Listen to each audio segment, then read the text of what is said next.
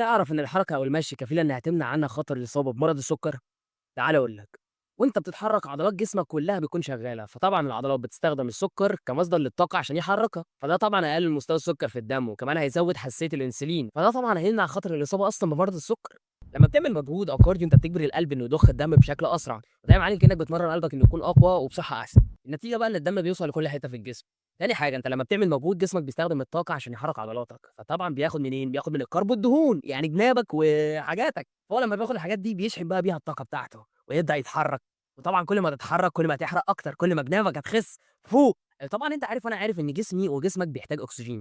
طبعًا الرئة هي البالونة اللي كل ما تتملي وتتوسع بيزود كفاءتها، طبعًا لمّا تعلّي كفاءة الرئة هتاخد أكسجين أكتر، فالأكسجين هيوصل للعضلات بطريقة أفضل وأحسن ويوصّل مغذيات، فطبعًا جسمك هيكون متعشّ، ويخلّيك بقى مكمّل لفترة أطول من غير إرهاق ولا تعب، فاهمني؟ ده كمان هيبعد عنك الجلطات لا قدر الله يعني. ده بيقول لك كمان بقى إنك لمّا تعمل مجهود أكتر وكارديو والكلام ده كله المخ بيفرز كام هرمون كده منهم الإندورفين والسيروتونين، طبعًا ده بيحسّن الحالة المزاجية في الجسم وبيخلّيك مبسوط وبيقلل التوتر، فيعني كُلّك نظر يعني.